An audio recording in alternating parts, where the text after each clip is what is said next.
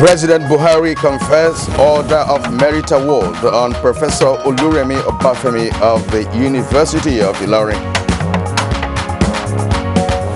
Our country needs the knowledge, expertise, and contribution of today's recipient to help boost and improve its intellectual development. Vice President Oshibajo declares open national conference on sexual and gender-based violence.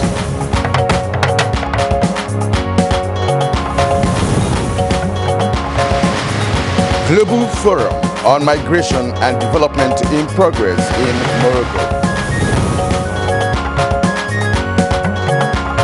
And on Good Morning Nigeria today, we focus on the menace of ritual killings, plus innovative approach to child spacing.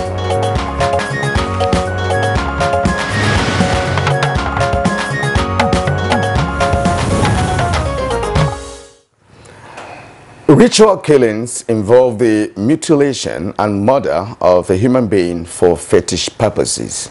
And of course, many ritual murders have been linked to instances of satanism and vampirism as victims are used for sacrifice against their will. In vampirism, there is a belief that drinking blood and practicing cannibalism can help perpetrators achieve power and immortality. And we all can recall what happened in Owerri, Imo State, in 1996 with the Otokoto money rituals, which triggered off great fears of ritualists amongst Nigerians. And then the perpetrators were responsible for acts such as robbery and kidnapping of children for ritual purpose. And Kirian, I'm sure that Nigerians are very much aware now that there's virtually no week that passes by without there being a disturbing report of some mutilated body being found somewhere, usually in an urban area. And in most cases, the body parts are missing, the heart, the tongue, and the kidney. And just last week, there was this report on one of the national dailies, where we had two brothers that killed a 10-year-old boy, beheaded him. They were actually caught with the dismembered head, and that goes to show that this practice, which has been there in ancient history, has persisted in the modern world. That's right. Now, there's a more worrisome trend in cybercrime, which is known as Yahoo Plus, according to the perpetrators, who use fetish means to attempt to hypnotize their victims in order to get whatever they want from them. And of course, to perpetrate this, they engage in ritual killings. And these atrocities persist in spite of the fact that our culture as a people and even the major religions abhor murder. But why do people engage in ritual killings? How can ritual killings be curtailed by the security agencies? What precaution does the public need to take against falling victims? Welcome to Friday's edition of Good Morning Nigeria on the network service of the NTA. I am Kirian Umayo. And I'm Kingsley Osadolo. I join Kirian and also welcoming you to this edition of the program, reaching you as always on the network service of the Nigerian Television Authority, the NTA. We're Africa's largest TV network, and this is a live broadcast from our Abuja headquarters studios. As usual, in the course of the program, we shall present our companion segments, and these include newspaper review, business, sports, foreign, and entertainment. But first, let's take the highlights of the morning news, and here is Musbah Udan-Wahab. Morning, Musbah. Good morning, Kingsley. Good morning, Kirian. Welcome to the news. The federal government says it will continue to sustain the promotion of excellence and merit in its renewed drive towards enhancing national unity and rapid socio-economic development. President Muhammadu Buhari stated this at the formal investiture and conferment of the 2018 Nigerian National Order of Merit Award on Professor Oluremi Obafemi of the University of Ilorin. Our country needs the knowledge, expertise, and contribution of today's recipient to help boost and improve its intellectual development. It is my hope that you sustain your interest in writing and research and strive to new levels and remain a source of inspiration to all Nigerians. President Muhammadu Buhari says his administration not only understands fully the yearnings of Nigerians but also respects their feelings. Exchanging views with new envoys posted to Nigeria, the president expressed strong conviction in the collective dream for a greater country.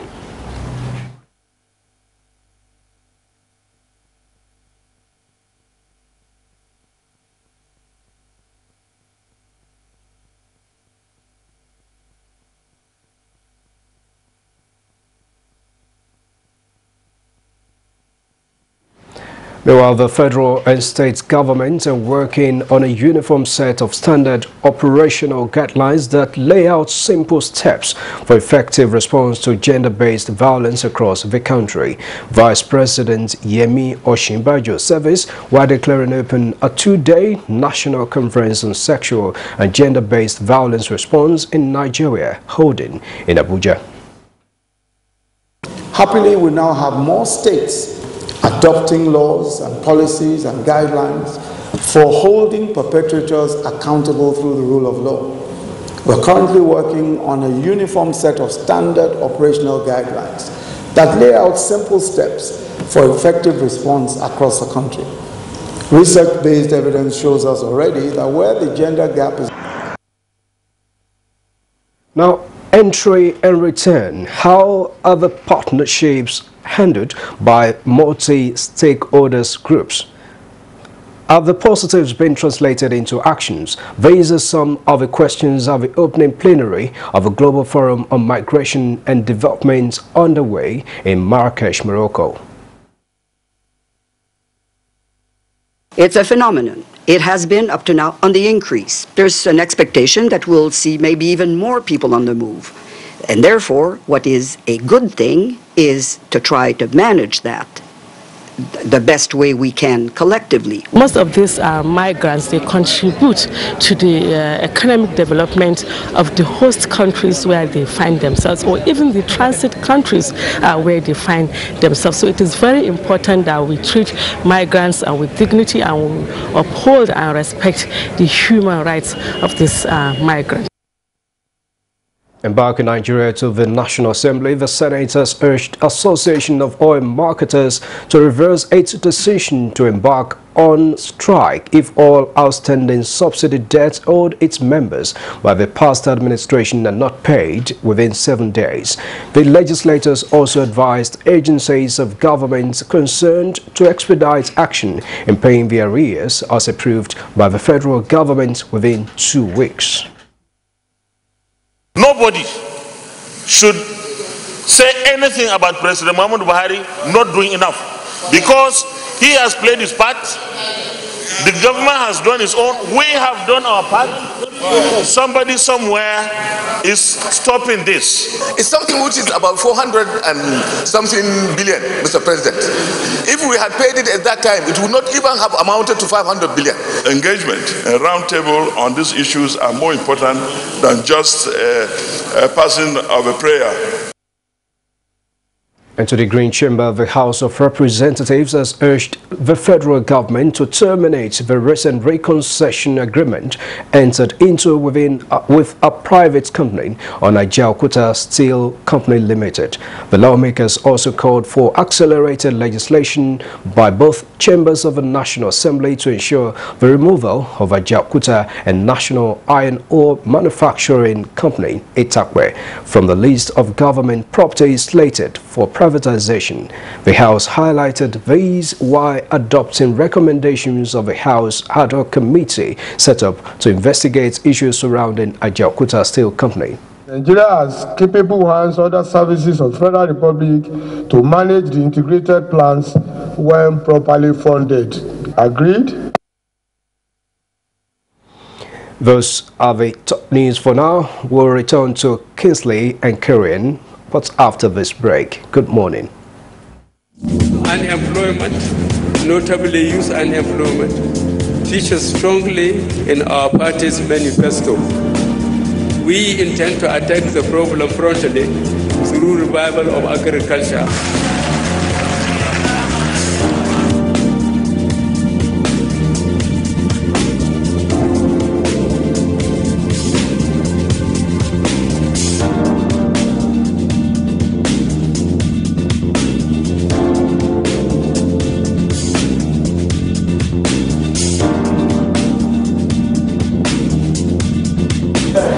60K is going a long way. Actually, I bought an acre of land for 60K like 2012, and presently I have a cassava farm and a yam farm.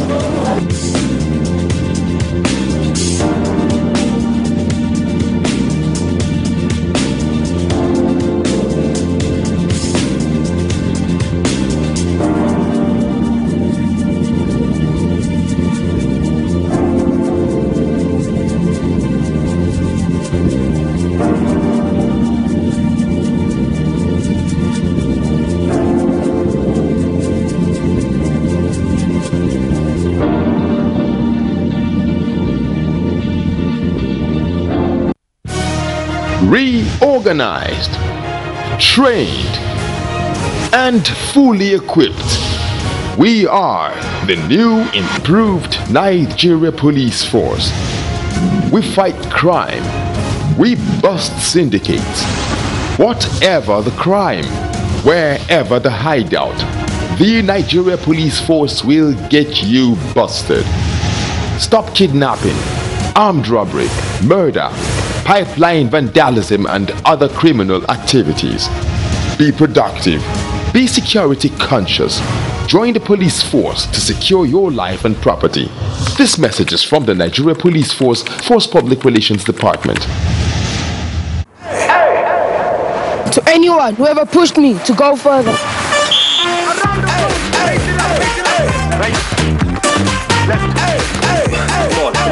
One more. To anyone who ever gave me a hand up. To anyone who ever taught me anything I ever learned.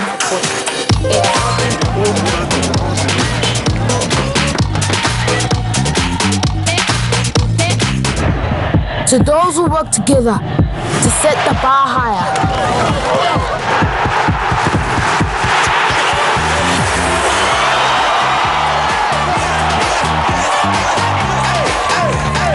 To those who give me the energy to go further. This is my team, and my team makes me.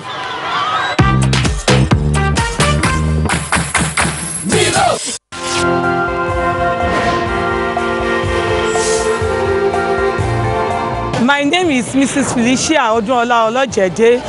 I'm living at Ibadan. I'm selling shoes at Oje in Ibadan here. I've been in this business from years ago.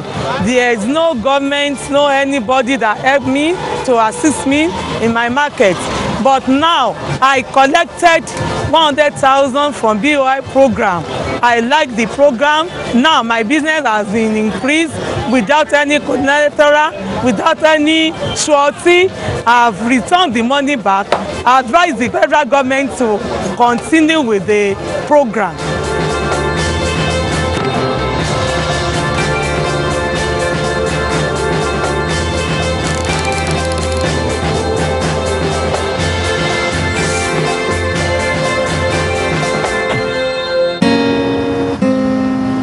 What's up? His friends didn't come.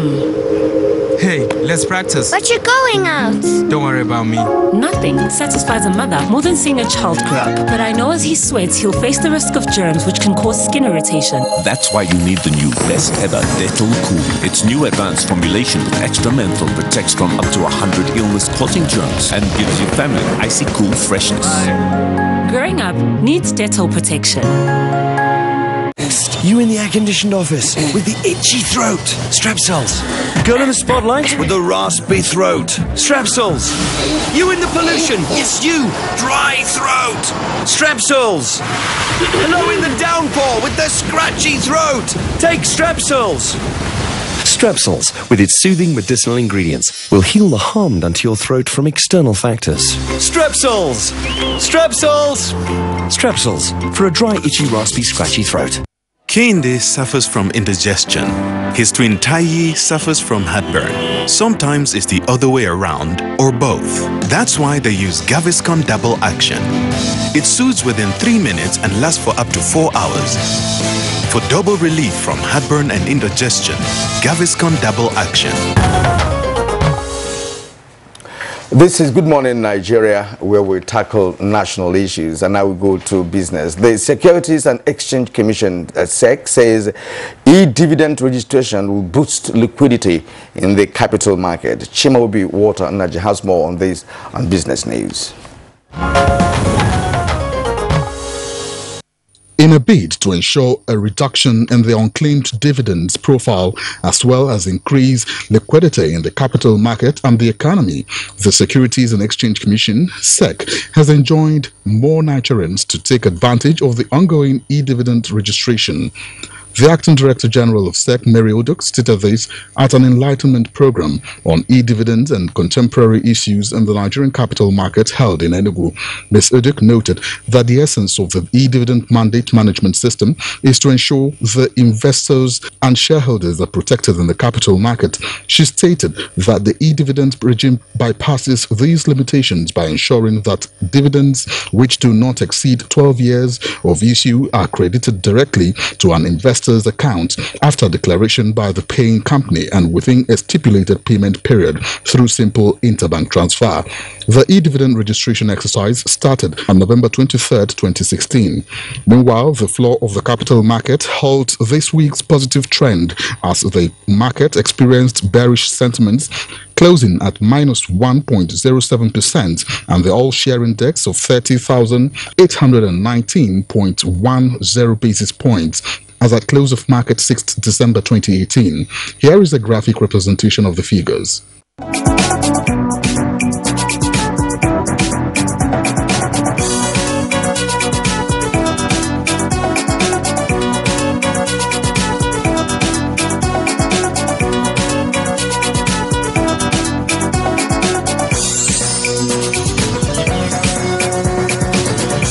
With Business News, I'm Chimaobi Walter Naji.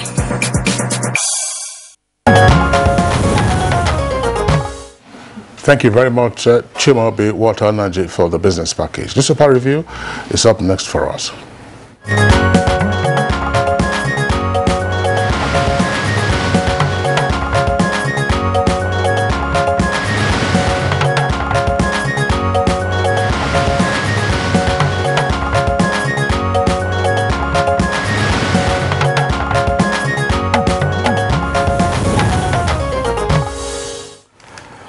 Well, Bayo Atoebi has just joined us at our newspaper reviewer. Bayo, good morning and welcome. Thank you, Kerry, and good morning. Kisley, good morning. How are you today? Very well. And good morning, Nigeria. Yes, when you say, okay, how are you today, that's fine. If I was going to say, how was your day, that's one of the languages in Southern Africa, I would say, Maswera say. And that was how was your day. Just triggered something in my memory. Okay. So, I'm sure we're all looking forward to the weekend, by the way. Yeah, exactly. It's been. Is ongoing. Yes. It was a very colorful opening ceremony yesterday. I think I will spend a lot of part of my weekend watching out for these young talents that are modeling at the National Stadium. All right. All right. Well, we have about 3 newspapers and, of course, the editorial. Let me begin with Leadership newspaper. Kinsley, let me begin with the Leadership newspaper. And below the nameplate of Leadership newspaper, we have Senate raises the alarm over looming fuel crisis. It's on page 5. Then reps approve June 12 as New Democracy Day. Page 2 has that story. And then farmers, herders agree on modalities to end crisis. The full story is on page 5 of the Leadership newspaper. The lead headline this morning is 2019 will reflect the will of Nigerians, says PMB, that's President Muhammadu Buhari. With the 2 riders, they won't be deceived again, says Atiku. Then Catholic bishops ban priests from active politics is on page 4. And Air Force graduates, 769 trainee officers, that's Air Force graduates, 769 trainee officers. And below the photograph of the daily Leadership, we have a striking story there, and that's very interesting too. That's the federal government and the AFDP. AFDP stands for African Development Bank, launch $258 million intervention fund for Northeast. Is on page 6. All right, let's take a look at the front page of the Blueprint newspaper. Just an earpiece there beside the nameplate of the Blueprint is that story also on Boko Haram. It says Boko Haram induced death dropped by 83%, and that's attributed to Vice President Ushibajo. With a rider, African Development Bank plans $256 million investment in Northeast. Details of that story can be found on page 6. Also there, Nigeria contributes $710 million to ECOWAS in 12 years. And two other headlines: bribery video, court stops Ganduje's probe. That's on page 16. And Oshomolo taking rascality too far. That's according to Okorocha. Details can be found on page 22. This story comes with a kicker: 2019, I'll respect Nigerians' decisions. That's according to President Buhari. Promises prompt assent to PIB, that's Petroleum Industry Governance Bill. Promises prompt assent to Petroleum Industry Governance Bill. Details of the story can be found not just on the front page, but with a jump to page 6. Also there at the foot of the front page of the Blueprint newspaper, federal government oil marketers reach truce as subsidy claims hit 1 trillion naira. And reps, okay, June 12 as Democracy Day. Let's see that headline.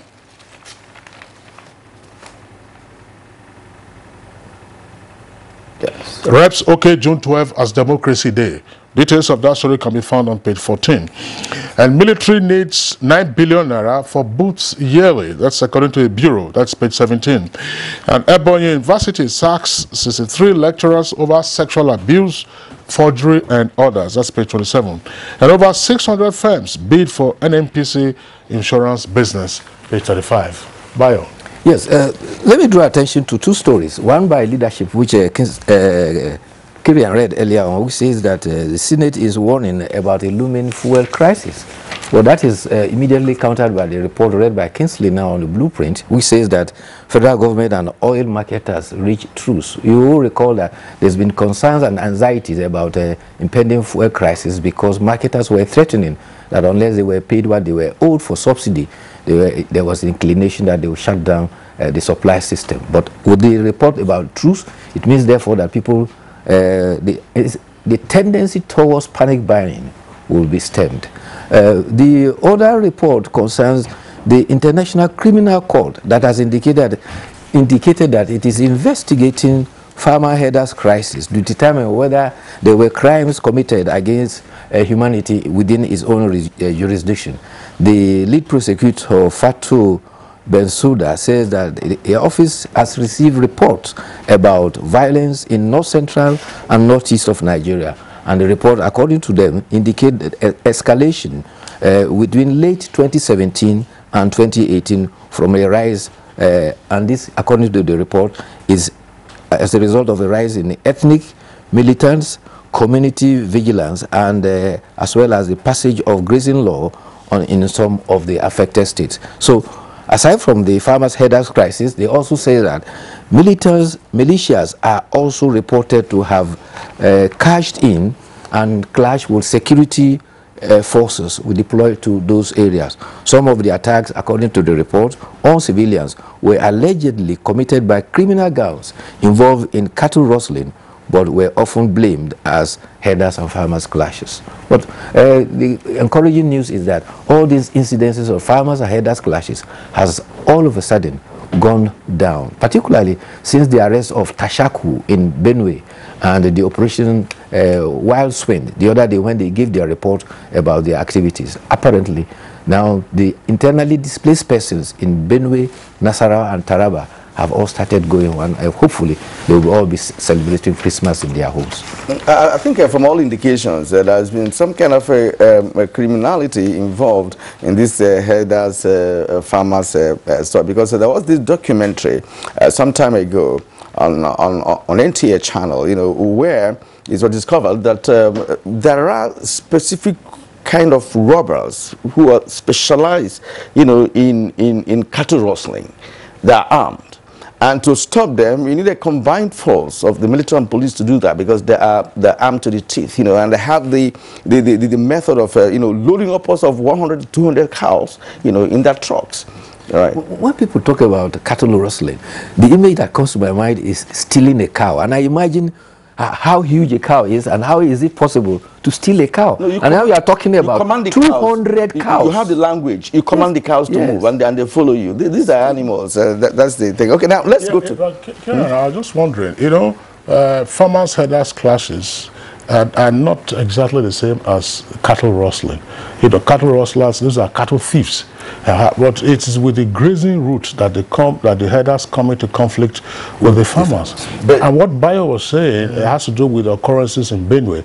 But that doesn't mean that we have completely eradicated, you know, stories of clashes, occasional clashes in other parts of the country. But like, cattle rustlers operate in the same environment, you know, because there is a cow they're looking for, and they operate in the same environment, right? So that's it. That's right. That's right. Yes. All right, now let's go to the Daily Trust newspaper. Below the nameplate, we have two stories there. Court bars Kano Assembly from probing Ganduje is on page 8. Kenya schoolgirls win Trust African of the Year award on page 5. The main story says that 2019 polls results to reflect people's will, Buhari says. And below the photograph there, that's at the foot of the Daily Trust, we have 30 pregnant women die daily in Zamfara. That's according to NMA.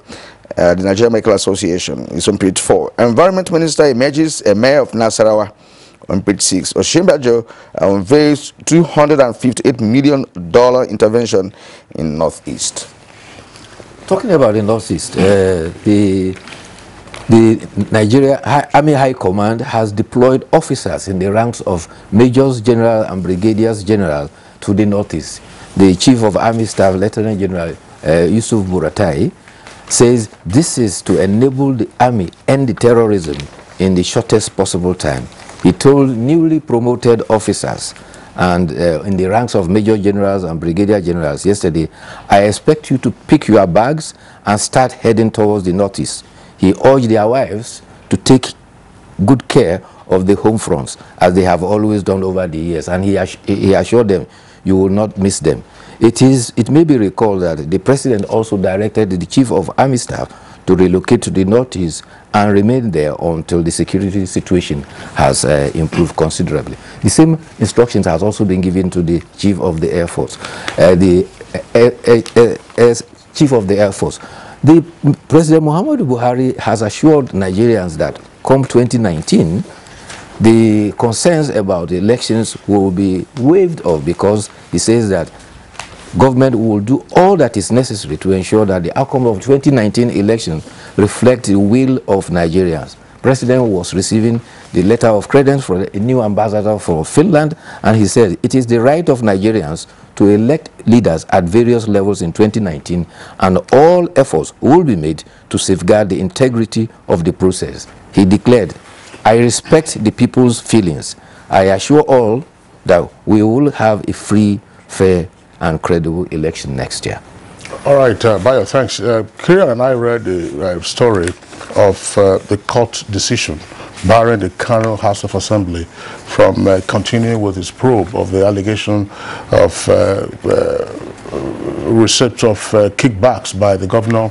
Alleged allegation. That's an allegation of kickbacks by the governor of Kano. Now, it's important to contextualize the decision of the High Court because the counsel for the State House of Assembly has said they will not appeal that decision. The decision is to the effect that the Kano House of Assembly does not constitutionally have the authority to embark on a criminal investigation. Yes. And the court emphasized that their role is lawmaking, not criminal investigation. Criminal investigation. And the judge also indicates that that is the responsibility of the police or of the anti-graft agencies. EFCC I think it's very, very important, you know, to underscore that. Sorry, I will need to be educated here. You know, why is it that the National Assembly embarks on probes of sorts? Is there any... No, of a criminal nature. Criminal. If it is criminal nature, then it goes beyond their jurisdiction. That jurisdiction. Criminal. To say, let's say they were alleged to have collected bribes and so on and so forth. Not me. No, you were alleged. You know, but there's another aspect. I mean, one doesn't have the full benefit of the decision of the court, but as reported, there seems to be an aspect that is potentially worrisome to say that because the governor is in office, he's protected by Section 308 by way of immunity from investigation. I will hold most respectfully that that would be an erroneous position. Because the Court of Appeal, is it the Court of the Court of Appeal earlier held, it's been confirmed that the fact that you have immunity does not act as a bar to investigation. Yes. It may very well be prosecution. Specifically, it has been said that a governor who has immunity can be investigated. That's right. All right, Bayo, let's take the editorial now. And it's from the Daily Trust newspaper at page 45. It says, resurgence of yellow fever. Well, yellow fever, I think we've been at it before, but we cannot be tired of raising the alarm that it is coming up again. The expectation was that it was going down and heading towards eradication, but unfortunately, there has been a resurgence. So far, 1,640 cases have been reported, and 41 of them have been confirmed. And this time, the confirmation were through blood tests that were carried out at the regional reference laboratory in Dakar, owned by the World Health Organization. So what are the initiatives? So far, the concern are in the seven states of the Federation, and most of them are within the basins areas of Nigeria. Yellow fever is preventable, particularly through vaccination, and that is why there's been a campaign of vaccination going on. And it is said that persons from the age of 9 months up to 45 years are entitled to get this vaccination. And anywhere you go at the primary healthcare or secondary healthcare services where it is being given, it is free of charge. And the concern so far is that persons between the age of 1 and 14, there is a concern about 42%, which is about 42% persons are in danger. For those between the age of 15 to 24, about 19% are said to be in danger of this, while those in the bracket of 25 to 54, there's about 30% concern. Yellow fever vaccination, sometimes when you get it, for instance, I got it when I was traveling for international travel, it lasts for about 10 years. And so it is good to have it. And there's also concern that if you have had it recently because of recent travel, and because there is resurgence, there is need for you to go for it again. I don't think there is a program going on now. Yes, there's a program. You're having vaccinators who are going even to places of worship. They're doing that. But Bayo, in terms of the eligible age, as well as the potency of the vaccine, Kira, I hope you and I were on set when we had the CEO of the Nigeria Center for Disease Control, Dr. Ihe Kwazu, he was here with us in the studios, and he indicated, because we raised the question whether it was still the case that the yellow fever vaccine would last for 10 years. And he said, no, that latest medical research indicates that it gives you a lifelong protection once you have had a shot in the past. And there is no age limit as to who can take the shot. Because you recall, before we had it, there was this debate as to whether 9 months to 45 years. Yes. So it says, for many, once you are born, you are eligible to receive the vaccine. And beyond 45, you can also receive the vaccine. If you didn't previously have it, then you could take it. Bayo Atoyebe, I'd like to thank you for being with us. As always, we hope you enjoy your weekend. Thank you. See you on Monday. All right, it's Good Morning Nigeria. We'll take a short break now. When we return, don't forget we have two topics to discuss. One has to do with life, and then the other has to do with criminality against life, the menace of ritual killings. Hate speech is not a joke. It incites genocide and crimes against humanity. Most of Africa's civil wars are caused by hate speech from one tribe against another. We don't want it here. The Nigerian government stands firm against hate speech. Under no conditions whatsoever should we tolerate or excuse or justify hate speech or hateful conduct of any kind, especially where such is illegal. There's no doubt that the resurgent push for separatism, as well as the rising cases of ethnic and religious disharmony, are all traceable to the growing phenomenon of hate speech. One nation bound in freedom, peace and unity. Nigeria, one nation, one people. This is a public service announcement brought to you by NTA.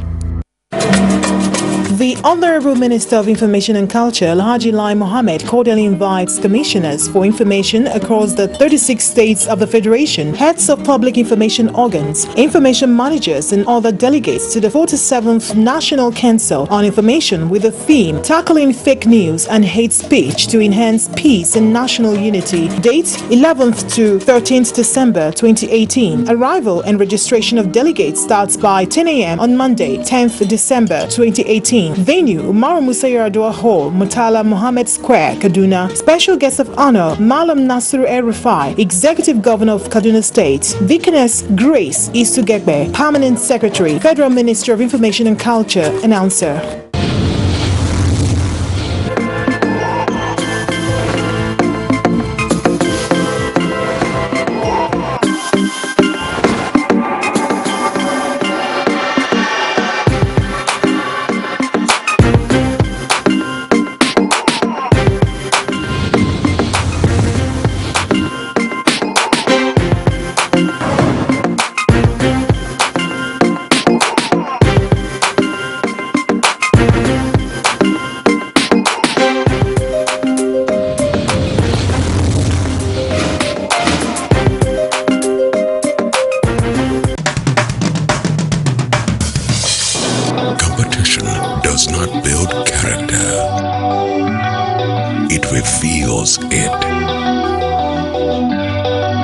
Over 180 million hearts responding to one culture.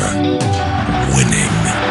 A people eager to triumph today, tomorrow, for posterity. The 19th National Sports Festival, World Series Edition. Celebrating our triumphs every day. Because this is who we are. Champions. The National Sports Festival, operated and managed by the National Sports Festival Marketing and Management Company Limited, a joint venture company of Greenfield Assets Limited and Federal Ministry of Youth and Sports Development, remembering our sporting greats always.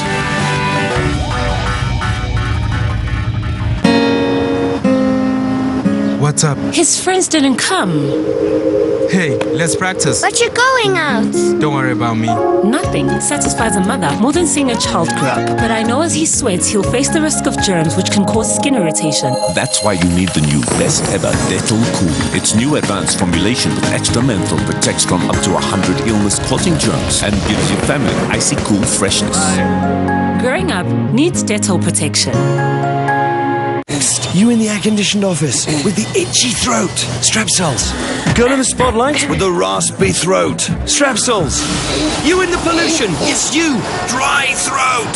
Strepsils. Hello in the downpour with the scratchy throat. Take Strepsils. Strepsils, with its soothing medicinal ingredients, will heal the harm done to your throat from external factors. Strepsils! Strepsils! Strepsils, for a dry, itchy, raspy, scratchy throat. Now, the 5th Nigeria Family Planning Conference has ended in Abuja. All right, the biennial conference focused on bringing family planning stakeholders together to foster policy debates, exchange ideas, as well as share experiences on the progress made so far with a view to charting a way forward. And of course, this year's conference has as its theme investment, innovation, and inclusiveness. And well, joining us in the studio to discuss this important topic is a number of guests here, about 4 of them who are from the health sector. And I would like to begin by introducing Efium N. Efium. He's the country director, Marie Stopes International Organization, Nigeria. It's a pleasure to have you this morning. Thank you, sir. All right, and we also have Dr. Kayode Afolabi. He is the Director, Reproductive Health, Federal Ministry of Health. It's good to have you join us this morning, sir. Thank you very much. All right, the other guest with us on the studios is Dr. Ejike Orji. It's been on Good Morning Nigeria a couple of times. He's Chairman Association for the Advancement of Family Planning, as well as Chairman of the Local Organizing Committee of the just ended Family Planning Conference, CSO Focal Point FP 2020. Dr. Ejike Orji, pleasure to have you again in our studios. Good morning. All right, Kirian, we have another guest. Yes, another guest we have here is the only lady with us here who happens to be Dr. Amina Aminu Dorayi. She is the Technical Director, USAID Shops Plus Project. Good morning and welcome. Good morning. Thank you for having me. All right, let's begin with the Chairman of the Local Organizing Committee of the just ended conference. Why the theme for this year's conference and what did it achieve? Yes, the theme was brought about by a comprehensive, interactive discussions within the association, looking at current trends and looking at current, should I say, problems or challenges that we have in the police or in the polity, so to speak. And then if you look at, there are three main words carefully chosen. The first one was investment. The association felt that the critical investment that we need to make in the family planning space is not optimal as we speak. I'll give you examples. Nigeria needs about $13.something million every year for the family planning commodities. But as we speak now, only $4 million is put on the table by the federal government. Is a quantum leap from what used to be. It used to be zero allocation. It started with $3 million, and then last year, when the present minister, Dewole, came in, he upped it again by putting additional 1 million, making it 4 million. So for us, it's a quantum leap, but I think we are like Oliver Twist, we want more. And then at the sub-national level too, nothing much is happening in terms of investment in that particular line item in the reproductive health space. So we felt that bringing the attention this time around in the meeting and making it one of the sub-themes, mobilizing investments from the sub-national levels. So that the state, local governments will see need to put money on family planning. Then the second one, innovation. We've done a lot of things. We're not getting traction as we would like to see. Even though the current trends of data that is coming out, the SMART survey and the PMA 2020 data that had just come out shows 18% and 19% respectively. Where that's a midpoint until the National Democratic Health Survey comes out, which is the authentic,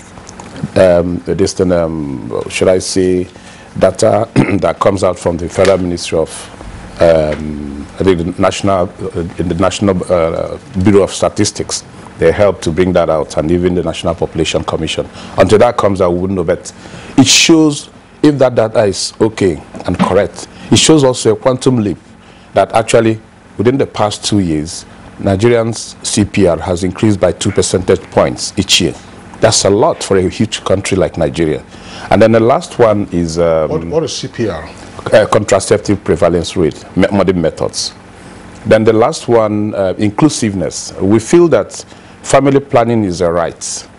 So every Nigerian should be able to access family planning services wherever he or she is, regardless of who she is, regardless of culture. And then if you look at what's going on nowadays, a lot of physically and mentally challenged people hardly get services because of their nature. And then currently, in the past years, let's say 7 or 8 years, there's a lot of insurgency activities in the Northeast. So a lot of displaced people in IDP camps. These are women and men who have been getting their services from regular channels. But now because they are displaced, they are in one remote camp, they are usually not able to get those services. So we want to bring attention to that. So you can see collectively, that's what formed the conversation in this meeting. And let's go to Dr. Amina Dorayi. Let's get to know the challenges, identified by participants that are militating, against family planning and reproductive health. Yeah, thank you very much. So I think the challenges are not those that we do not know about. We can start with the community. There are a lot of biases against family planning, which most of them are actually myths and misconceptions. So that is one. If the community does not accept it, individuals also find it difficult to seek for their health services. The second one is the health system itself. Sometimes we do not have health workers that are trained to provide quality services. Another time is also the attitude of the health workers. Most of the times, Nigeria, it's been said that health workers are also enemies of progress, if I may say. So many of us are working to ensure that health providers or health workers are trained appropriately, and they also have the right attitude to provide those services. In addition to the community, sometimes culture and religion also plays a huge part in affecting the services, especially for family planning or child spacing or healthy timing and spacing of pregnancy. All these are names that we call family planning.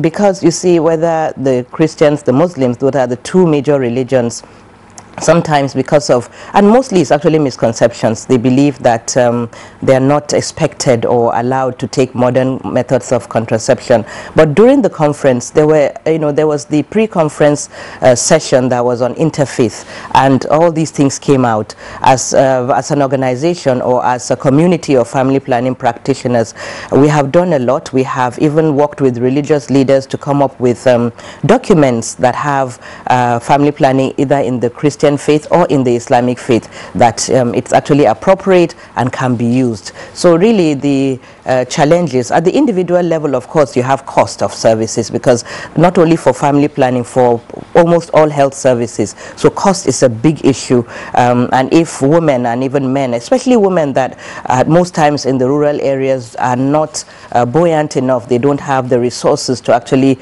either travel to a health facility, this transportation, or even when they get to the health facility, the little amount of money that is required either for purchase of card or consumables, they may not be able to have that. So actually cost plays a huge role. So poverty is something that we need to tackle, and education as well. So the more educated a woman is, the more exposed she is, and the more she understands her rights and the need for effective timing and spacing of pregnancy and family limitation, if I may say. Okay, Dr. Dora, thank you very much. Let's bring in another participant at the conference. That's young Effium. Against the background of concerns being raised about Nigeria's population growth and indeed current population figures, no fewer than 198 million, what did the conference try to speak to with regard to how to more effectively manage our population growth rate? Yes, so population growth was a very huge discussion point, and I think we all know the statistics, and we know it is projected that by 2050 there will be 430-something million Nigerians, becoming the third largest population in the world, more populated than America. And when you look at our landmass, we're talking about the size of Texas, which is just a state in America. So it's, and the other worry is around how fast can we grow our infrastructure, how far can we build schools with public system, how can we survive such population growth. So, but at the other end, we know that one of the most cost-effective and yet important tool we have is family planning. And we know that a healthy family, a healthy woman is a healthy family. And importantly, we know that we need to make sure that we're able to take care of the children we're having, give them the best in life, and more importantly, give our country the chance to survive. And also, it is very important that the population we're having is a productive population. And people talk about the importance of a big population, but then when a huge population, a number of that is not productive, and what are we doing to ourselves as a country? So that was a major concern, and I think one of the things Dr. Ejike mentioned, which is around inclusiveness, is it can't be just a government fight. It can't just be, we need to reorient ourselves. We need to talk to the men population. We know a lot of this is women think-based services, but what are the roles of the man in the population growth? The question we keep on asking is, as a man, what are you proud of? Is it the number of children or the quality of the family you build? And that is what we want to we want men to also think that it's not about numbers anymore. We've left the agriculture age significantly, and people are looking at how do we grow a healthy nation. But for us to do that, it can't just be public sector focus. We've talked about inclusiveness. We need the private sector. 60% of family planning methods are taken in the private sector. How do we bring the public sector and private sector together to effectively move us towards this national development and impact we want to see? So that was one key takeaway for me from the conference, and I think the participants touched a lot on that. Gentlemen and lady, I do hope that you're also considering culture and tradition of our people as it is connected to, the program you've just heard. Child spacing and the number of children a couple should have could be said to have a lot to do with one, human right, to the needs of the family. There are families that that are yearning for children. There are others who have more than they can feed, as a matter of fact. So how do you conceptualize the fact that Nigerians, particularly in some religions, you are entitled to about 4 wives, as the case may be, and in some localities in the southern part of the country, you're also entitled to 2 wives if you wish to do that. Now, how would you consider that, with respect to in your pursuance of proper child spacing and, of course, having a number of children that you can feed? I'd like Dr. Afolabi to give us his thoughts in this direction. Yes, thank you very much. When we talk of reproductive health, actually, it's not restricted to limiting the number of children you want to have. It also extends to managing infertility to meet the needs of couples who have desire for children and who unfortunately either do not have any or do not have enough as they desire. But see, the emphasis first is on looking at the whole issue holistically, ensuring that we relate the number of children a woman has to the health of that woman, the health of the child, the health of the family, and in fact, the global economy in the country. So we try as much as possible to ensure that those who have infertility are not neglected, they are not left out in the whole consideration of government when it comes to population management. But if you look at this country today, we have a total fertility rate of about 5.5. That is giving the average 6 children per family. And this is quite very high. It's high when we try to link it to the health of the mother and the child, like I said. And we know that if we adopt family planning, we ensure that there is good access to family planning by women and men of reproductive age who voluntarily desire to use family planning. We'll be able to reduce the poor maternal and child health indices we have in the country. Imagine in this country today, currently, the maternal mortality ratio is about 576 per 100,000 live births. And this translates to a large number of women dying in the course of childbearing, whether in pregnancy, during birth, or sometime after, within 42 days after. These are people in the primes of their life who should also contribute to the economy of this country, who should contribute to the economy of their family, and of course, has the right to live. So the emphasis of family planning, while looking critically into ensuring that there is access and uptake of voluntary method of family planning, either to limit childbirth or space, or in fact delay childbirth to the time that it is best suited for the particular woman. We also consider the management of infertility as it is appropriate in a particular couple. All right, thank you very much, Dr. Kayode Afolabi. Let's bring in again Dr. Orji. Dr. Orji, Efio raised a number of points, which I would like you to contextualize against the background also of what your colleague, Dr. Amina Duraye, indicated. He said, look, what we are moving towards now is not just about numbers. We've actually left the agricultural age where, where parents needed to have many more hands on the farm, but about the quality of family life and how to effectively grow a healthy population. But essentially, this has to be a matter on the front burner for all concerned to be fully apprised of the essence of what's going on.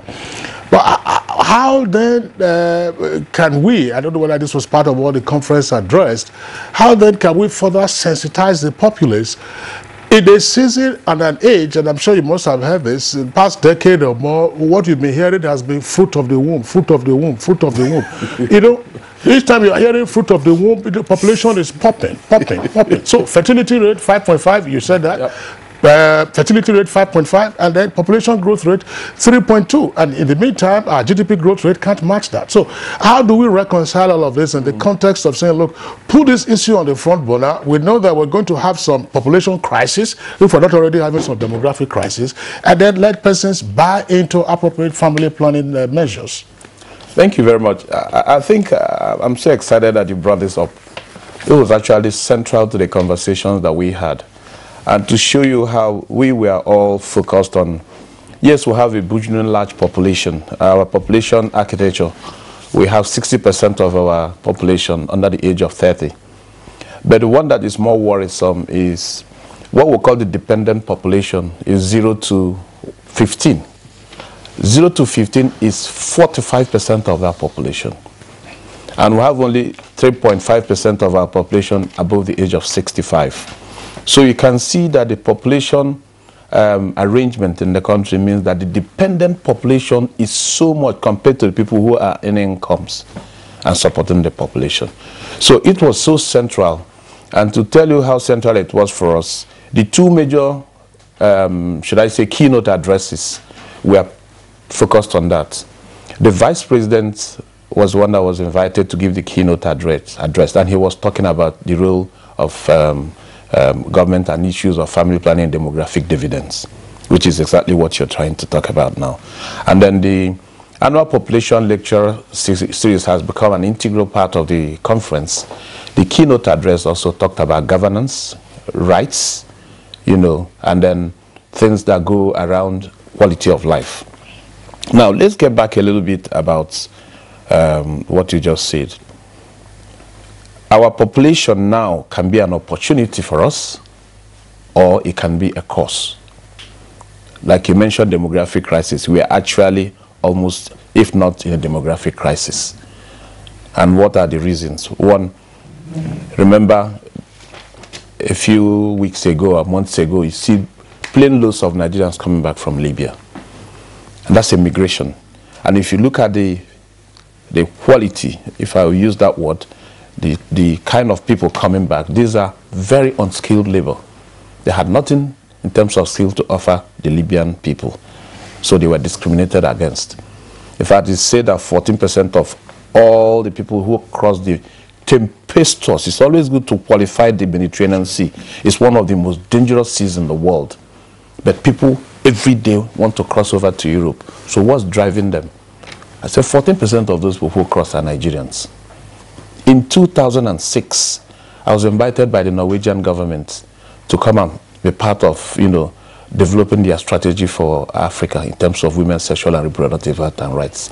By the time I sat down with the international development minister, the first question he asked me, Dr. Oji, how come every single day 13 commercial sex workers come into their country from Nigeria? So that tells you there's a high rate of immigration. Now, the second one is population we're already talking about. When you have your population largely youthful, burgeoning, then the third one is when nationals start killing nationals. Remember, it started from the OPC to the Niger Delta, to the kidnapping in the southeast, to the religious crisis in the plateau, and eventually Boko Haram. Now we have all these killings that is described as herdsmen. These are the three cardinal things that shows that we are already in a demographic crisis. Now, let us focus on how can we make this to be an opportunity for great prosperity. And that is focusing on that burgeoning population. And there are 6 cardinal things that have to happen in the country. Yes, our death rate is reducing. Our fertility rate is not really moving. It just moved from 5.6 to 5.5. So we still have a very high total fertility rate. And the first and most important thing you need to do in a country when you have this kind of large population is to work on reducing your fertility rate. After that, you must invest in that youth, give them appropriate and relevant education, improve your healthcare sector so that people will live longer and eventually find jobs. If you do that, what would happen is that the average income of those young people will increase, they will save, and when they save, they can spend. And when they spend, they expand the economy.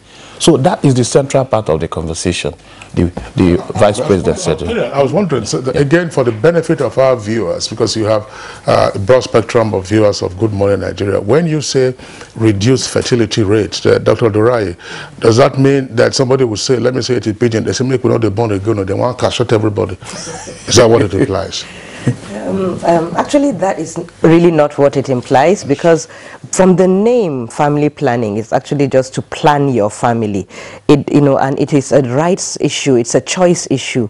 So you were talking about the fact that some people want to have more children. So family planning encompasses those that want to have fewer children and those that want to have many children. You see, there's a high unmet need, and when we say unmet need, those that really want to regulate the number of children they have, or, limit the number of children they have, but are not able to. So for family planning, we look at both, those that want to have more children, those that want to have fewer children. The most important thing, as Dr. Oji and all my colleagues mentioned, is actually the economy matching with the number of people. And that is also true at the family level. If a family man has, maybe for example, has 50,000 as his income, and in 5 years that 50,000 has not increased, you had one child the first year, and by the 5th year you have 3 children. There is no way you can, provide the same resources and manage that family size with the same amount of money you have. So I think it's all about matching economies of scale with the number of mouths to feed. Madam, down here in this climb, people believe in God a lot, that God is going to help, and in some cases he works, in many he doesn't. I think I want to bring up a takeaway from what Dr. Ejike said, that a population can be advantageous and can also be a thorn in the flesh of a nation. And I'd like Ephraim to come in here. You have had a conference, a very good conference, with fruits, from the conference, but we are thinking of a majority of the families that we are making reference to this morning in the rural areas. They are also part of the illiterate section of the society. Now, how will this cascade down to this category of Nigerians who are in majority with respect to adhering to what the conference has agreed on? Thank you. So I think we need to put some perspective to this. We are failing in Nigerian women in many ways. I talked about 16% of women of reproductive age saying, I want to take off family planning, but there's no way for them to go. The options are not there. We need to rapidly, first of all, give them the choice, the right to a place of service. So we need to expand access points of family planning points. We need to train providers both in the public and private sector. And even when you look at the private sector, where I said earlier that 60% of us go to take off family planning, sir, they are not homogeneous. I'm sure in your village there is a man that has a kiosk that sells drugs, and he's called the doctor in the village. Not in my village. Well, it's a lot in my own side. I don't know but I feel that we feel that they have a critical role to play. And we need to reach them. We need to think about the people that take services there. And right now, a lot of work has been done. The government system has expanded in its system, service points significantly over the last 5 years. The private sector needs to do the same. Now, we know there are what we call the pet medicine dealers, the pharmacists, there are the clinics, the maternity homes. we need to train those people too to give women the right choice to family planning, to get commodities to them. And to also understand that financing is also, they set up their business for profit.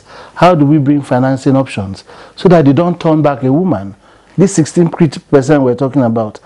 Some people will tell you that if you expand access points to service, you will see us women make the right choice.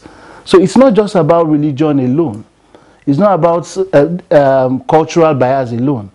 There is that failure in our system that is not addressing this bit. Effiong, thanks a lot. Wait, just let me ask this question. We were talking about access. We were speaking now at the national level, which is where you are. I don't know. It's a point that we keep raising on Good Morning Nigeria, and Dr. Oji referenced it a while ago. What do we know about occurrences at the state level, at the local government level, and at the community levels? What do we know, and how can these areas be penetrated so that some of these issues will actually cascade down, and then access will be expanded? So a lot of the work is done across board, and mostly a lot of work has been around the primary healthcare system, making sure that we train government providers and give them the best of training to give better counseling to women, and also deliver a broad range of services. Government has made products of all the ranges available at the government at these places, and the government system, the federal system and local government pulls from the government system. So it's all there. But then there is also the private sector, which we need to consider. And I just want to say this, that right now we have an opportunity.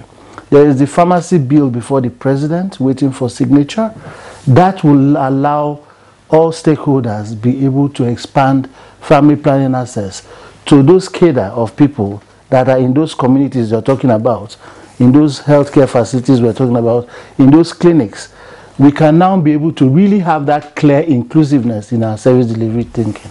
All right, ladies and gentlemen, we would like to thank you for being part of the first segment of our conversation this morning on the program. And first, I'd like to appreciate Effiong and Effiong Country Director, Mary Stopes International Organization, Nigeria. Thank you very much indeed. Thank you, sir. And Dr. Kayode Afolabi, Director, Reproductive Health, Federal Ministry of Health. Thank you for being here. Thank you for having me. Yeah, and Dr. Aminu Dorai, the Technical Director, USAID Shops Plus Project. It's been wonderful talking to you this morning. And Dr. Ejike Oji, the Chairman of the Organizing Committee of the conference we've been talking about. It's a pleasure hosting you this morning on our program. Thank you very much. All right, we will take a short break now. When we return, we'll be discussing the menace of ritual killings in Nigeria. Don't go away. We have a challenge. My husband has a big interview, but his shirts aren't cleaning well. Don't panic, Ngozi. Just use Good Mama. Good Mama's extra cleaning power removes all dirt, leaving a wonderful scent. Look, whites are white, colors are bright, and extra fresh. Now in a 1 kg pack. He got the job? What do you think? Obvious. Good Mama knows best. Who am I? I'm a caregiver, a slayer, a boss lady, a foodie. I am the chief quality inspector and chief organizer. And when I'm cooking with my Maggie Star, I become a kitchen grand master. Every day, you choose to make the difference. That's why you choose Maggie Star, made from natural soya beans and the other carefully selected ingredients to help you cook the difference. I am the chief enjoyment officer, and I'm the magnet that brings my family together. Need I say more? But best of all, I love what I do. With Maggie, cook the difference. Hey! Yes, so the Federal Ministry of Youth and Sports Development join body with EFCC ICPC, and African Union, they present the first National Anti-Corruption Marathon date. Now Monday 10th December 2018. Team winning the African fight against corruption, a sustainable path to Africa's transformation. The marathon na 21 kilometers. It will start from Eagle Square, go reach National Stadium, Abuja. Host na Barrister Solomon Dalong, Minister of Youth and Sports Development. Ibrahim Magu, Acting Chairman EFCC. Dr. Musa Usman Abubakar, Acting Chairman ICPC. Professor Issa Mohammed, Chairman Code of Conduct Bureau. Malam Nasiru Saidu Adhama, SA to the President on Youth and Students Matter. Mr. Jacob Ono, Executive Director, Fair Play Sports International Agency. Special Guest of Honor, His Excellency President Muhammadu Buhari, GCFR, Commander-in-Chief of the Armed Forces, Federal Republic of Nigeria, and His Excellency Paul Kagame, President of Rwanda. Go open them officially. For more to revisit our office at Suite 4 National Stadium, Abuja, or contact us at nationalanticorruptionmarathon.org.ng. Na Federal Ministry of Youth and Sports Development, EFCC, ICPC, Office of the Public Complaint and Anti-Corruption Commission, Kano State, CCB, AFN, NOC, African Union, Sports Council, Nasarawa State Government, Kogi State Government, Katsina State Government, Jigawa State Government, Bauchi State Government, Kaduna State Government, Borno State Government, FIROS, Bet Niger, NPA, FRSC, Nigeria Custom, BBSR, Fair Play Sports International Agency, NTA, and FRCF. Them bring on this message, yo. More sponsors wanted.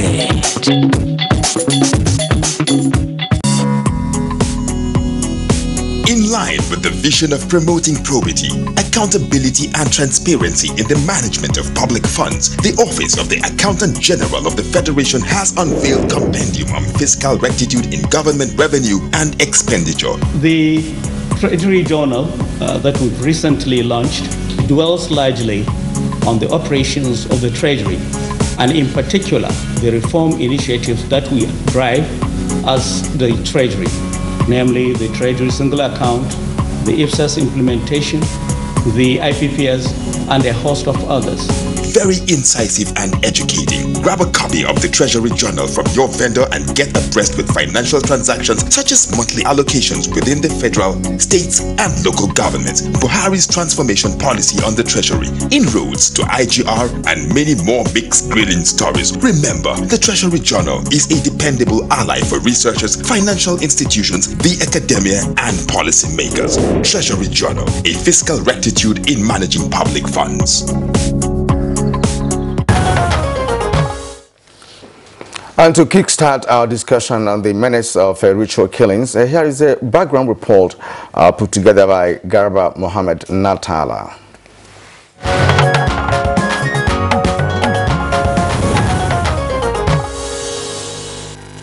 The spate of ritual killings for money and other purposes has become quite alarming. There are increasing cases of victims seized and slaughtered from the streets, homes, or while on a journey, and stories have been told by victims who have survived. The media is equally inundated with cases of ritual killings as well as pictures of persons who have gone missing for months and others for years. Not even Nigeria's reputation as a country of very religious people has tamed the tide of ritual killings, which continue to assume shocking dimensions from time to time. For instance, while the security agencies are still grappling with the increasing cases of fraudsters, also known as Yahoo boys, the perpetrators have resorted to ritual killings to attain their evil aspirations. While ritual killings pose major security threat to law-abiding citizens, perpetrators seek to acquire money, power, fame, and protection through gory process. Although security agencies like the police have arrested many in connection with ritual killings, the menace continues unabated. The Ember months have been reported over time as a period when unsuspecting persons could likely fall victim. Can ritual killings be curtailed? What are the cravings fueling such heinous crimes? Why do people subject fellow humans to brutal death, and how are the security agencies tackling the ugly trend? Guests on Good Morning Nigeria will be deliberating on these concerns shortly.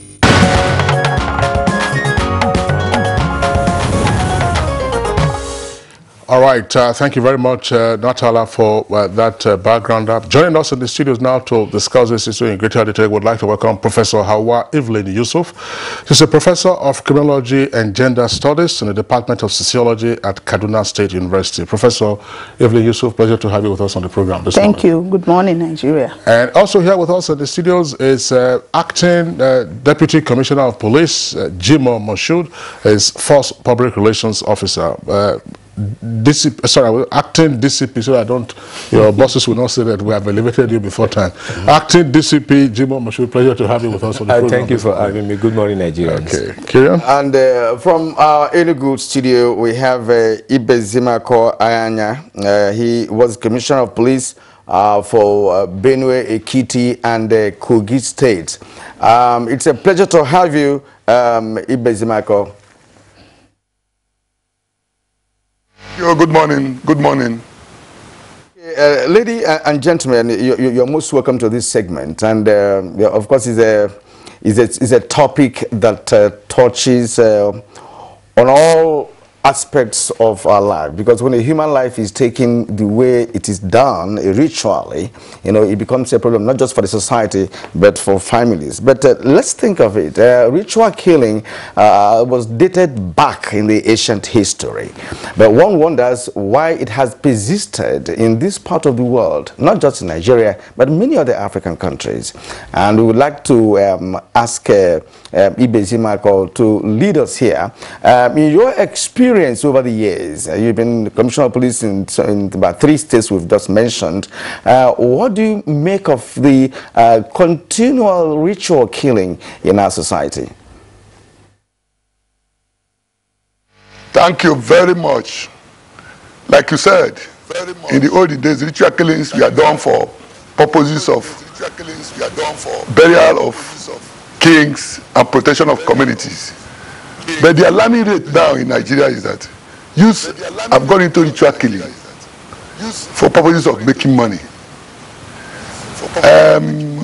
I will say that psychiatric problem is involved, and ignorance too, because you can't make money through killing of human beings, making concussion with vital organs. It can never bring prosperity to you. But these youths now, because it's alarming now, they killed in Umunze the other day, they removed private parts of the ladies. There is one in Onitsha, there is one in Delta. It's becoming alarming. These Yahoo boys, they are being deceived. You can't prosper by ritual killing. So they should be made to know that you cannot prosper by killing of fellow human beings for ritual purposes. That is the greatest problem, and it's very difficult. It will be very difficult to convince them, because they believe that it works. I want to tell you that most of those people who went into fraudulent practice, we call 419 in the 70s and 80s, they have all fizzled out. Some of them are in jail. So if they are done ritual killing for protection, it didn't protect them. It did not. So the problem is that, the challenges now is that, how do we educate these youths that are coming up now through Yahoo system, 419 system, carrying drugs? They say when you go to a herbalist and you kill a human being, take all the vital parts, prepares a concussion that will make you not to be arrested by police, that will make you not to be arrested by NDLA, that will make the white man, when you are duping him, he will be stupid. It's false. It is false. They should be made to know it doesn't work. They should be made to know it doesn't work. All right. Ahaya, retired Commissioner of Police, thank you very much. We'll come back to you, certainly. Let's return to our Abuja studios now. The Force Public Relations Officer. Now, on the face of it, there are frequent reports now about victims of ritual murder. One of the most disturbing has been that of a 300-level student at Delta State University who was murdered in Abraka.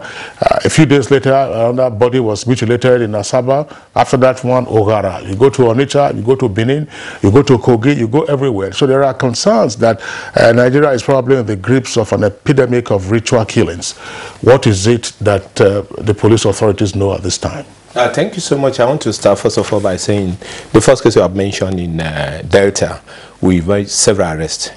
virtually all the cases were made arrest. But prosecuting them, we are prosecuting them, no doubt. But because of the culture of the people, this prosecution doesn't serve as effective deterrent, because ritual killings is inherent in some culture before now. And this culture, I believe, tends to go deep down in affecting the life and shaping the behaviors of youth around the area. Before, we used to have it in some parts of the country, but now no any state is spare. It's across the country. And you have height of it outside the issue of Yahoo boys, which we have been dealing with. There was a time the Special Anti-Robbery Squad, before it was reorganized to Federal Anti-Robbery Squad, we had the issue that they were saying the Yahoo boy have been arrested, even with their Yahoo boy. You see a lot of them, faceless people on the social media, criticizing the police for doing the work to stem the tide of this Yahoo boys episode in engaging sexual killing. So where the culture, this is ritual killing is inherent in people's culture. It takes all the society, every stakeholder in the society, to bring our hands on that in ensuring that we stop this. And again, when you have political activities coming up in the country, there's no doubt that some mischievous, not only Yahoo boy, politicians that have ulterior motives who engage in looking for this or that. But when you go to the realm of prosecution, when you call it ritual killing, you are giving it some certain religion. It's murder, outright murder. And once you are arrested, we go into investigation. If you are arrested with human body, we assume you are the person that have killed the person, and we investigate you for murder. So when you go to court and the court decides to say, look, you are arrested for being possession of human part, either dry or not, that is the process of prosecution. But we prosecute you solely for murder, so that we don't water down the fact and the ingredient of the offense. We have been making arrests from every state. Like in Lagos, the issue of the Badus were on rampage, where they use a mortar stone to hit people and take the blood. But it has been eradicated now because the kingpin have been identified. So we want society to know that ritual killing, whatsoever form, is criminal, and for them to alert the police where they happen. You have instances where even maybe the son will take on the mother, or the husband will take on the wife, or the wife will take on the husband. And it will be difficult for the police to be able to know if two people sleep together, if one is going to kill the other before daybreak. So when you begin to notice some early warning symptoms and signal in the behavior of your children, and that is why the parent, the school, and even the religion organization have a very critical role to play, because we have instances where skulls of dead body were recovered from religion houses, where maybe I don't want to be specific here so that somebody don't accuse me of maybe attacking religious practitioners, where they were being recovered. And these are the people that in both the Bible and the Quran, that because we are religious people, we should know that this is not wrong. So where they are being recovered and those people are being prosecuted. So every hand must be on job to join the police, to let them know that anybody that engages in ritual killing, it is criminal matter, and it is a capital offense for which is not believable at the level of the police. But the society have a role to play, because before, when you talk of ritual killing, you talk of those things in the villages, in the forest, because across the country we police the country according to culture.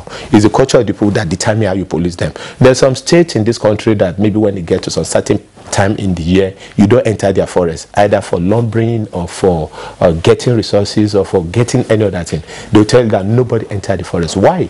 Because a lot of some certain thing that's not been done. So where you have civilization at the lowest ebb, you have this ritual killing flourishing there. But now that it has moved to the urban center, because when you take a case, for example, where the entire village is involved, you can see how tedious the investigation of such a matter would be. But now that Yahoo boys are coming in, some people are trading on this, then it makes it much more easier for us to end conviction in court. Because we have instances where even when the police went to intervene in a whole village, killing people, and for rituals, we've gone in the past to the extent of even getting to Supreme Court, where Supreme Court who said the damages should be paid by government to those villages where, because you have instances where even personnel of security and safety agencies are being killed. And when you go all out to either rescue them alive, dead or alive,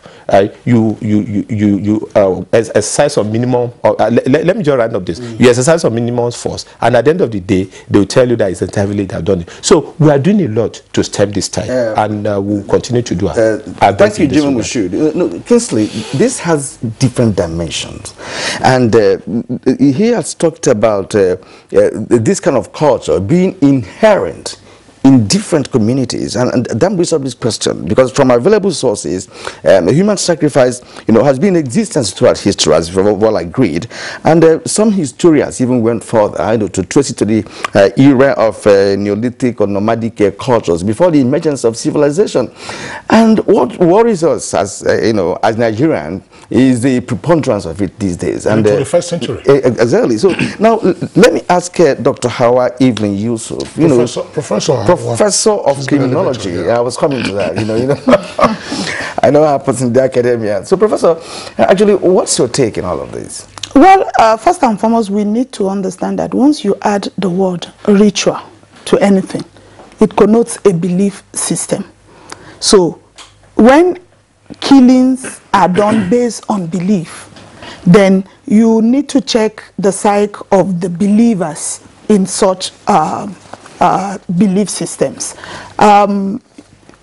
We have gotten to a level that people believe that to make it in life, you need to engage in certain forms of ritual, one of which is killing of other humans. And it has become so alarming that you begin to ask yourself, where did we go wrong? Where is the missing link? And then it comes down to the fact that, yes, it was accepted in certain cultures, but here a lot of us claim to either be Christians or Muslims. I mean, but we still forget that we have traditionalists. We forget that we have people who do not even believe in the existence of any supreme being. So at the end of the day, the ways of life of individuals depends on their own belief.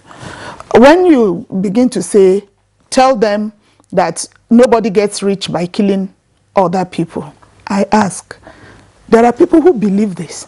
They have done it. It has worked out for them because they believe it worked out for them. So what we should be looking out for is, how do we now work on the human psyche to be able to understand that you do not have to kill people to make money, but there are a lot of other things you can do to make money. Now, it has gotten to the level that nobody cares about the upbringing of the child anymore. The father is not there. The mother, who is the basic socialization agent, the number one in the track, is also not there, because our values have changed. Values have changed in the sense that nowadays you find families that the women are the breadwinners. So they are not at home. When a child, in those days, when a child picks a stone to stone the chicken we rear in the house, you find that there's somebody saying, no, don't do that. You don't want to kill that thing. You don't want to hurt that thing. So the child grows up knowing that you don't even kill an animal anyhow. But here, by the time the child even picks the chicken and turns it, some people terms it as some degree of brevity. So the child gets used to blood. It doesn't mean anything. And the question is, to what extent are we, the parents, not involved in it? I mean, we are now in the era where parents even follow children to school to pay extra for their children to pass. But some of the parents themselves have been victims of ritual killing. Yes, I mean, there are reports recently of children killing their mothers. Who killed the mother, who killed the father. Some of them are said to have even run mad, after doing that. So how do we contextualize that? We should look at the fact that these children also mix with other children. And you are not there to also guide your child that, look, that relationship is not healthy. Or if even they have to meet with these other children, are we there to tell them that, look, everybody has his own belief system. This is what you have to do. You are not supposed to engage in this. That is where the link breaks. And so the child looks at you, he has a friend who belongs to a family that is wealthy, and they mixed always. He does no longer appreciate the fact that you're poor. He sees you as the cause of him being poor or being from a poor background. And the next thing he thinks of is, okay, somebody tells him, look, let's use your mother, you will become wealthy. After all, the mother is useless.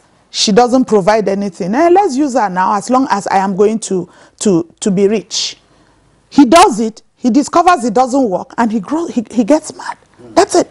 Okay, Professor Evelyn Yusuf, thank you very much. Let's pause you. Let's return to our Enugu Network Center, where we are introduced Ibezimako Ahaya, a retired commissioner of police. Of course, he had the privilege of serving in Benue, Ekiti, and Kogi states. Let me ask this question. I mean, growing up, we knew when we used to hear frequently of state CID. That is the Criminal Investigation Department. Now, with the frequent occurrences of ritual killing and bodies being abandoned in urban centers, and you can see the bodies every time with the head either cut off or the tongue and breast and heart and kidneys removed, people are wondering, where is the state CID or force CID? Are they still in existence? I'm asking this question also. Take this along. Why would it be that these ritualists are going ahead and they are patronizing herbalists? Is it that the herbalists are unknown or they cannot be traced? Let me just give you an example. The headless corpse of Damilola in River Thames in London. British police used millions of dollars to investigate that case. They did not they did not prove the identity of that headless corpse in River Thames, and they did not arrest any culprit. They used millions of dollars. That kind of murder cases. Apart from, I heard somebody say the community ritual killing. When Christianity came, that one reduced because most of our kings became Christians. Community ritual cases is the type you can prevent. But the one being done presently is for riches, protection, power by politicians. This illegal killing of human beings, it is not the type police can prevent. It is done secretly. You cannot prevent it. You can only investigate it. And when you investigate, you bring the herbalist who said, he said I should bring the parts of a human being to make money. The man will say, I don't know you. I've never seen you in life. So you cannot convict that herbalist. What we should make our youth realize is that if anybody knows how to make money through ritual killing, he will never disclose it to any person. He will keep it in his family and make all his children billionaires. They are being deceived. These herbalists are 419 too. I call them 419. When you get them, there's a case I had in Kogi State. I brought the man, he said, I don't know you, I've never seen you in my life. And it is criminal law. You cannot convict the man. So what I am saying is that the current ritual killing is the one we are talking. Youths involving in ritual killing for purposes of making money, for purposes of acquiring power. Politicians involving ritual killing for purposes of winning election. They don't win election by ritual killing. You win election by free and fair election, or they use what they call see and buy. See and buy is not ritual killing. So what we are trying to say is that the churches and Nigerians, parents, should educate their children. Tell him that Dangote didn't kill people to make money. Dangote worked hard to make money. If you work hard, you make money. And any herbalist that knows how to make money, we never tell anybody. Particularly, let me give you an example in my place. I'm an Igbo man. If anybody knows how to make money, even when you go to Bet Niger, you will say somebody has the correct number. He will not tell the other person. So no herbalist makes money with. Nobody can make money by killing human beings. The churches also should be involved, like the PPRO said. Some churches, you go there, you see you see human parts, they deceive people. You can't let us make our use national orientation through movie magic, this our film. Let us make them realize that you can't make money through ritual killings by killing human beings. They should read biography of great men When you read biography of great men, both in Nigeria and on the outside, you will see that they didn't make money through ritual killings. Nobody has ever made money by using human parts. Nobody has ever acquired power by using human parts. I gave you an example. I know so many of those people who were practicing 419 in the 70s and 80s. Some of them are in jail. Some of them, you go to their house, is abandoned. Some of them are dead. So if that ritual killing helped you, why did you not live for life? So what I am trying to say is that the ritual killing of community has fizzled down a bit. Because when you want to do it, a Christian must be there and give police information. But the great problem now is this ritual killing by Yahoo boys to deceive the white man, by 419 people to deceive the white man, by politicians to acquire power and win election. That is the greatest problem we have now. And it cannot be prevented because it is done secretly. Even if we put CID all over the country, it is when they kill, they drop the cause. And if you get the man, even if you arrest the boy, he said, this herbalist say, I should go and bring this man's body parts. The herbalist will say, I don't know you. I have never seen you in my life. I have never seen you. Unless you follow the diligent investigation by allowing him take the parts to the herbalist buys it, you get the herbalist. I'm sorry, the CP, retired CP, and so you were just virtually getting to the point, because I was going to ask, look, all the points that you have made, they are noted, but of course, there are crimes involved in ritual killing. Are you hinting that the CID, that is the Criminal Investigation Department of the police itself, is helpless and cannot be relied on to help stem this rising tide of ritual killings in the country? What I'm saying is that they are not helpless. Because when you get to a scene of murder, you take fingerprints of look for fingerprints on the body of the corpse. If it is headless corpse, you will now try to see whether you can use DNA or whatever you have. But what in that aspect, gentlemen, the Nigerian police has limitations with regards to technical investigation. When I mean forensic investigation, they have limitations. And it is not the problem of the police. It is the problem of the government. Because let me give you an example. It is Lagos State now that are trying to create a laboratory for DNA and all this. By now, Nigerian police should have had serious, well-equipped forensic department up to area commander level. Up to area commander level. So that once you see a corpse, they move in and do what they're supposed to do. The crime scene investigator, the handwriting expert, the fingerprint expert, we move in. But Nigerian police is handicapped. That is what I have been shouting. I've been saying it in any program I go. The Nigerian police is handicapped. It's not the problem of the IG. It is the problem of political leadership from 1970s down to the present. If you go to the forensic laboratory in First CID Alabo, created by Alhaji Komasi, with all the equipment, it has collapsed. It is not the problem of the IG. It is the problem of the government. Let Nigerians not always talk police, accuse police. It is the problem of the government. I was a commissioner of police. I will be given 2 million naira for maintenance of vehicle into Totuwa local government. Maintenance and repair of vehicle into Totuwa local government. No politician has ever gone to 4 CID and meet the DIG 4 CID. How much will it take to run a 4 CID effectively in 1 month?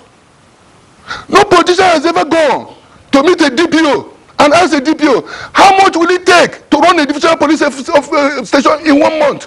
Because a divisional police officer is supposed to have a forensic investigator, is supposed to have a crime scene investigator. How much will it take? They don't know it.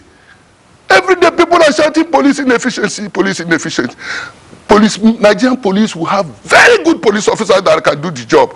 But the government factor is the problem. So what you are saying, the 4 CID is there.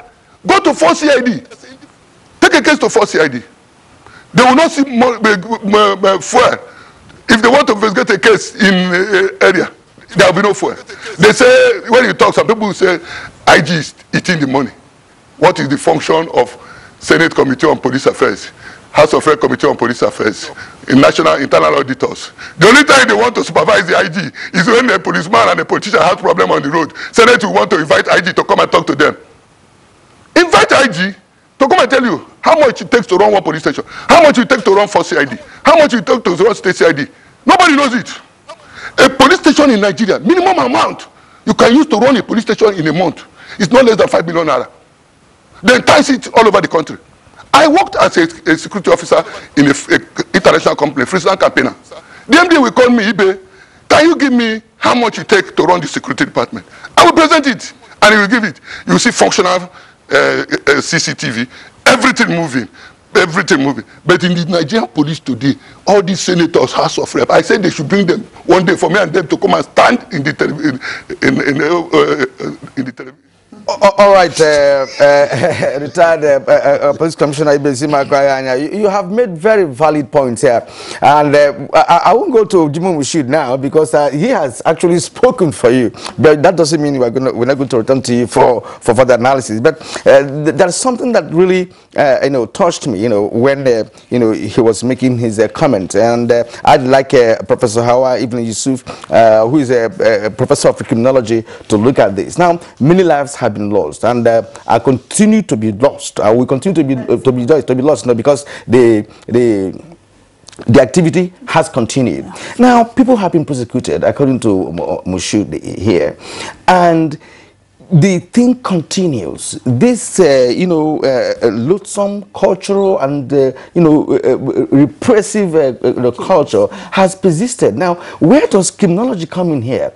Are people naturally criminals, that they get involved in all of it, even when they know that what they're doing is wrong? Well, there is this theory that says man is atavistic in nature, and that he's innately criminal. But then we always also have this belief that there must be a reason for anybody to commit crime, and people have this rational choice to weigh between the benefits of committing crime and the punishment attached to it.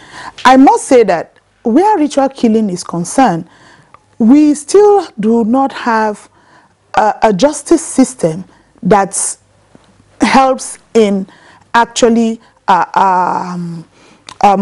investigating and bringing to book the culprits. Like he said, usually it's the word of the criminal against whoever he brings that says you should bring the human parts. So the Nigerian criminal justice system needs to work around putting in place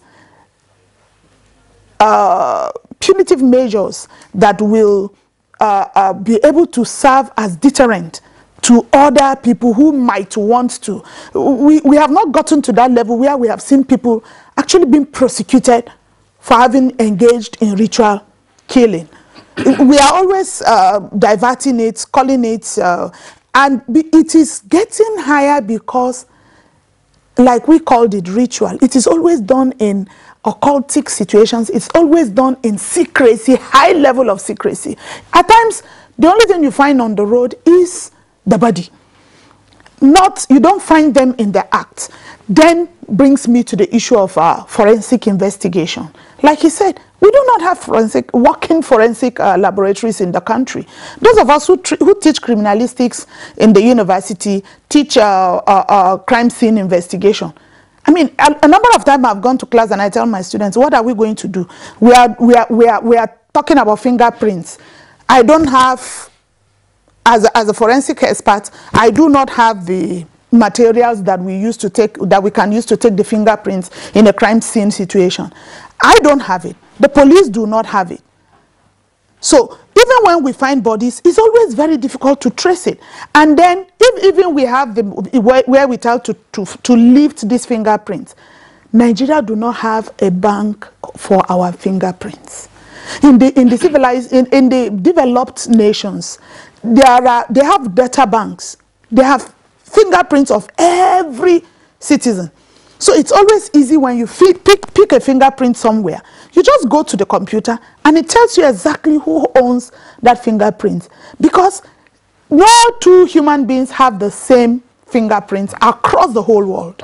Okay, Professor Evelyn Yusuf, thanks a lot. We have a number of tweets that we will take, but let's return very quickly, Kirian, to Force Public Relations Officer DCP Jimoh Moshood. I'm sure that he's itching to say some things, but what is the challenge of speedy prosecution of persons who've been arrested in connection with ritual killing? Is it, we understand the challenge that you face. I mean, if you have CCTV cameras, it would be a lot easier to pick out some of these guys. If you had walk-in forensic laboratories, you have the opportunity of picking them up. But in the judicial process, what is the challenge of prosecution, and why is it that these cases don't get wrapped up within such a short time, so that if any person is found guilty for murder, for instance, the person goes to face the hangman quickly? Thank you so much. Before I go into that, I want to appreciate our retired CP and equally the prof here, but to differ with them in some area, because we have a forensic laboratory. Even from when the CP retired, not too far from there, we have every zone have a crime of scene vehicle and expert with complete forensic examination and laboratory to pick fingerprint. We equally have the capacity to lift fingerprint from the scene of crime, analyze them.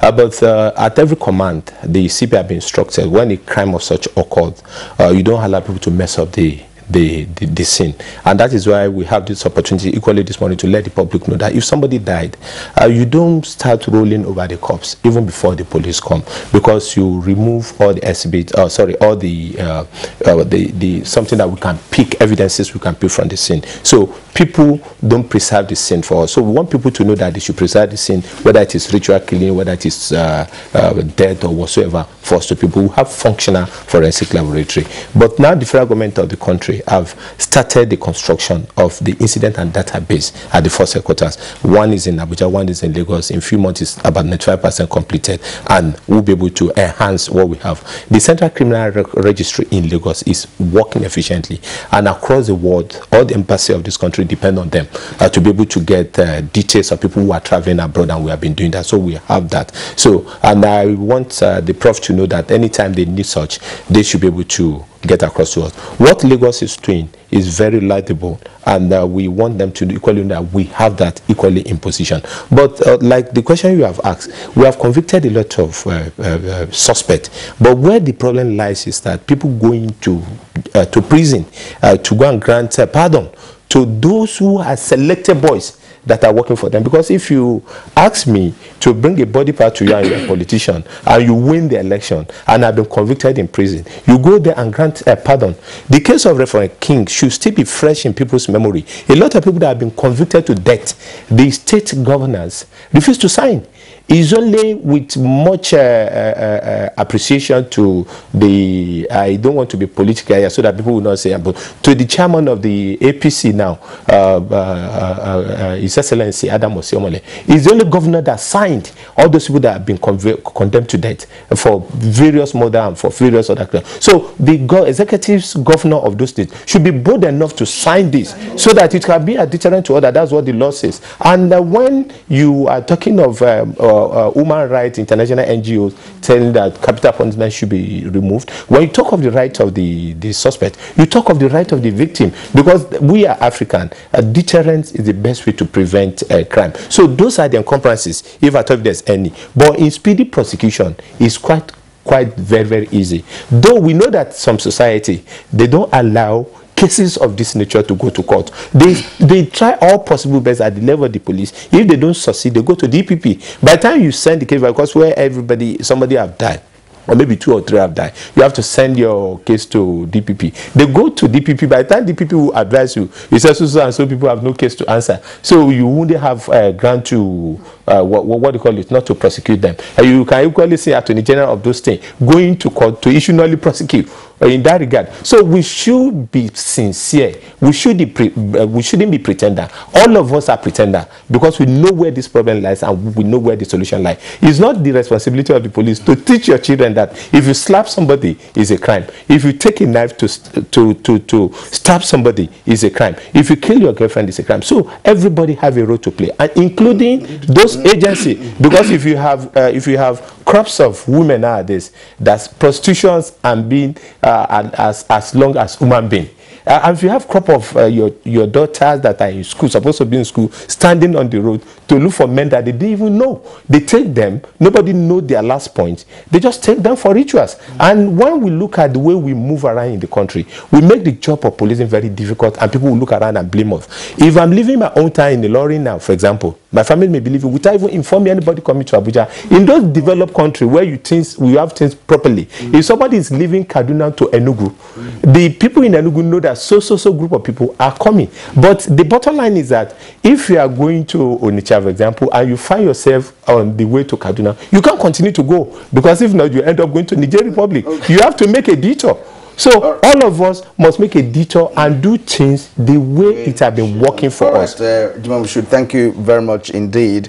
We've just been informed that our guest, the Benin Network Center, just arrived, and it's good for us to welcome him, although he didn't make it in good time. That's Commissioner of Police Johnson Babatunde Kokumo. He's a Commissioner of Police in Edo State. Kokumo, you're welcome to Good Morning Nigeria, and you know, because of one of time, we would like you to talk to us on this issue of menace of ritual killing in Nigeria. First, all our guests have made their contributions before now, but what's your take on that? You are in the heartbeat of Nigeria, where we also know we have so much of criminal activities going on. Let's share your thoughts and your experience with respect to ritual killing in that part of the country. Thank you so much. In Edo State, ritual killing is not a common occurrence. It is quite not a common occurrence, because what we have here, we have more of killings associated with cult supremacy. That notwithstanding, the few recorded in Edo State, we have discovered in the course of investigations that the killings were quite associated with when suspects, the criminals, are out to seek for power, are out not only to seek for power. In some instances, such ritual killings involve making avenues to make money from such ritual killings.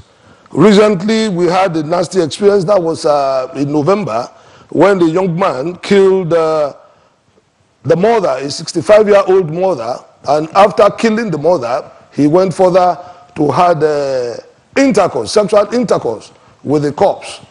And after interrogation, he confessed that he did exactly that because he was convinced that he could make so much money from such ritual killing. That is what the kind of a thing we have it here. But I want to quickly make a contribution to these challenges we have in the area of prosecuting criminals that have illegally, unlawfully taken lives of others. Of importance is the problem of post-mortem examination reports. Post-mortem examination reports remain very, very critical, crucial, important to successful prosecution. And what we have in Edo State here, which is representative of the generality of what we have in Nigeria, is death of personnel, particularly pathologists. We have seen instances where post-mortem examination reports were signed by general practitioners, and such post-mortem examination reports have been queried during prosecution in court. So it is a requirement of law in Nigeria and elsewhere that post-mortem examinations are carried out by qualified pathologists, and such reports of such post-mortem examination signed by qualified pathologists. This is what is acceptable in the course of prosecution. The death of pathologists in Nigeria has actually caused a lot of delay. It's a major challenge for prosecution of such cases. Well, CP Kokumo from Benin Network Center, thank you very much. Kirian, we have a number of tweets, but can we quickly rush through some of them? We would like to appreciate all those who have sent in their tweets. Dele Jack Solomon, Mike Anyankwo, these are our regulars, Laura Fasi, El Farouk Akmal, Cecilia Okoroma, Festus Akimboyewa again, Chibuike Dinkpa, and several others. But it looks like it's a subject that we'll have to return to at some point. Kieran, I don't know. We'd like to appreciate all our guests today. Of course, it was a double take for us. We'd like to appreciate all our guests. From our Enugu Network Center, we're joined by retired Commissioner of Police, Ibezi Marco Ahaya. During his course of duty, he served in Benue, Kogi, and Ekiti states. Retired CP Ahaya, thanks a lot for being with us on the program today. And from Benin, we'd like to appreciate the incumbent Commissioner of Police in the state, CP Johnson Babatunde Kokumo. Thanks a lot for your insights. And here with us in the Abuja studios, Professor Hawa Evelyn Yusuf, Professor of Criminology and Gender Studies at Kaduna State University. Thanks a lot for your contribution. Also, our appreciation to Force Public Relations Officer, Acting DCP Jimo Moshood. Thanks a lot for being with us on Good Morning Nigeria. Thank you, sir. All right, that's it for us on Good Morning Nigeria today. We'd like to thank you for tuning in. We are back on Monday, same time, 11 o'clock, 7 o'clock in the morning. That's Good Morning Nigeria, runs from 7 to 9. My name is Kingsley Osadolo. Wishing you the very best for the rest of the day and a lovely weekend ahead. And I'm Kirian Umayo. It's been nice having you on the show. Please join us again Monday when we return with a fresh package. Have a great weekend.